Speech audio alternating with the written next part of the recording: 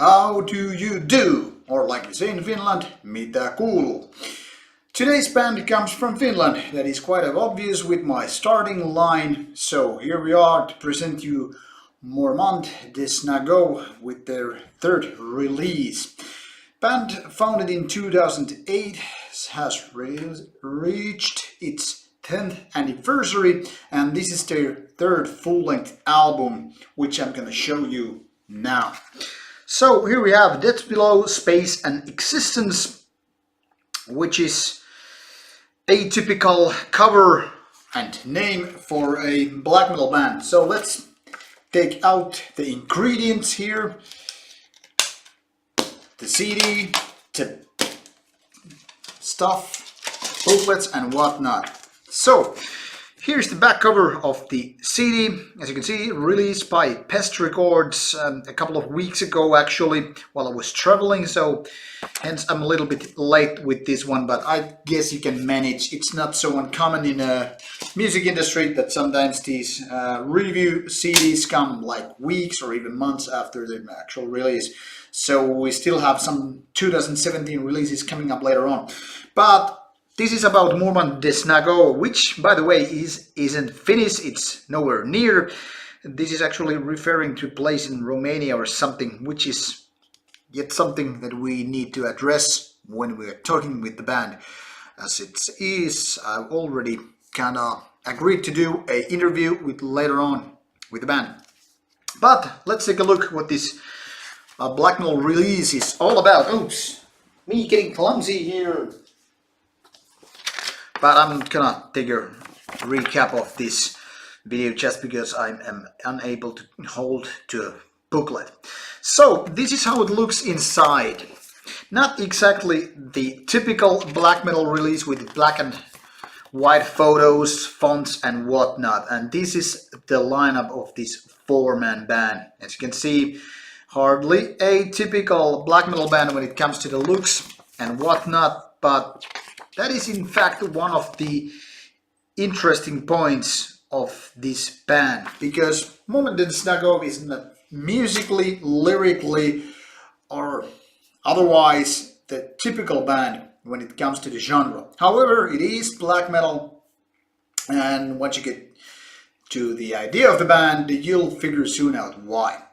Now, the band style has always been more or less kind of a melodic midway black metal, and by midway I mean something that is actually in the middle of the extremities of black metal music.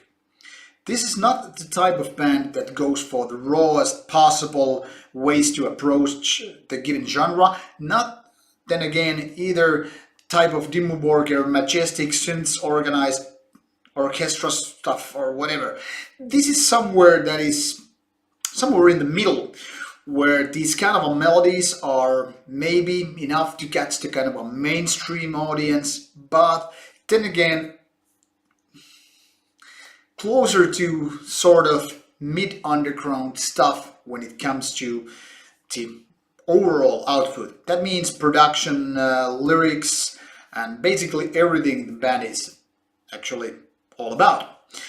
Now, musically, Mormânt de Snagov is kind of easy to kind of approach. It's kind of easy to listen, but then again there are more layers than just, you know, simple basic riffs and basic melodies which you have heard a million times before. That is, if you have been listening to black metal since the 1990s or maybe even before.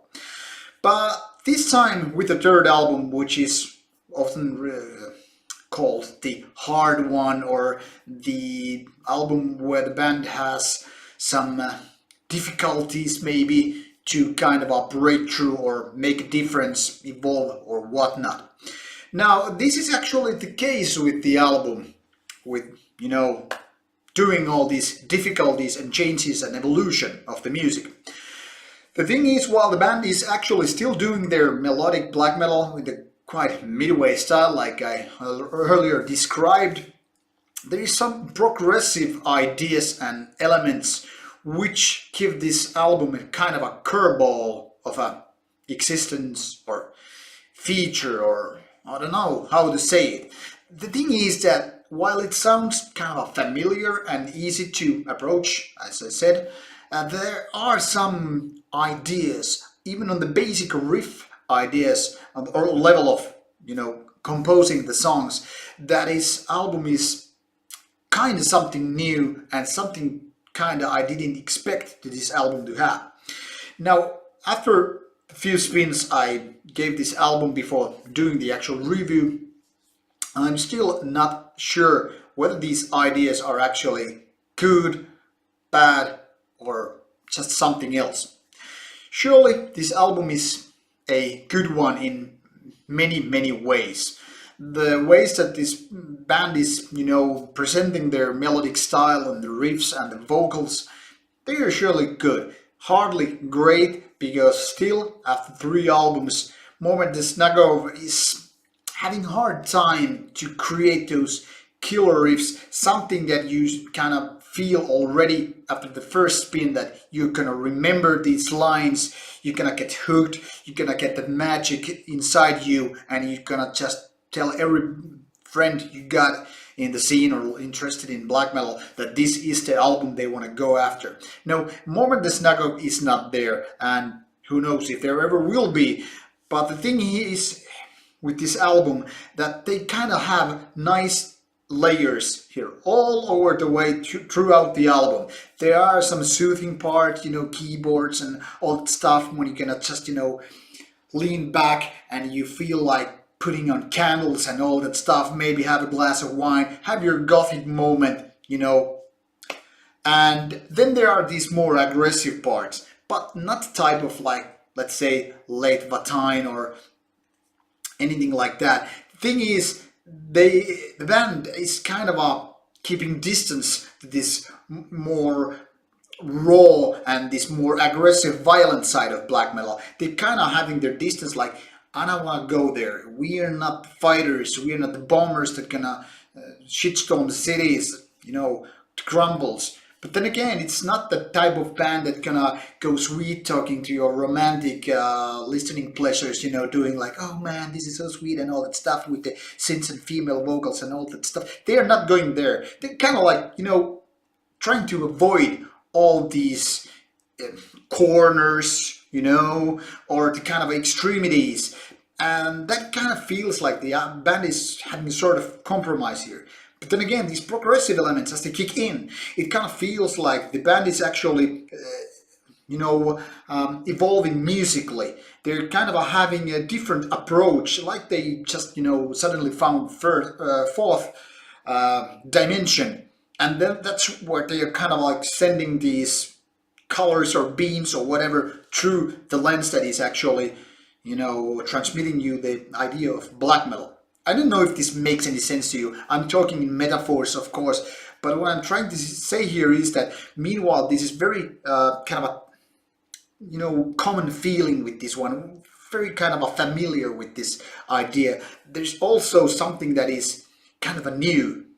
But there are also these tones you can almost like flip over just because they're not always the type of compositions or riffs or ideas which are easy to be digested in a good way, I mean, and then you're like having this fulfillment or whatever.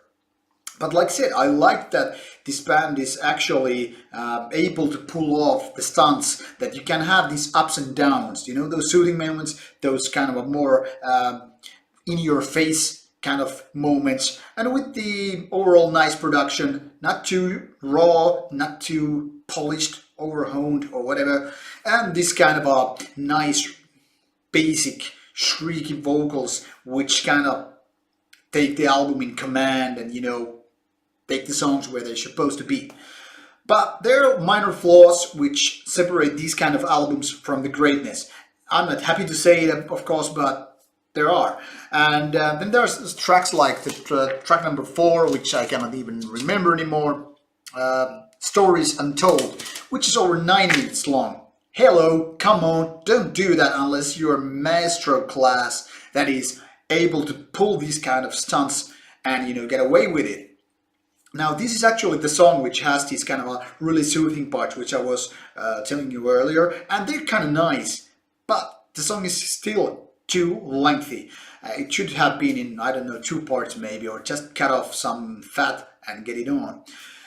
Then there are also these growling parts, which I think are just useless on this album. First of all, they are not very good growling, they're kind of a mediocre or even sub-mediocre, and they don't basically give anything special. No special feeling, nothing like, oh wow, these guys can actually growl. They are just there, I don't know, to make a difference, but at that I think they are failing.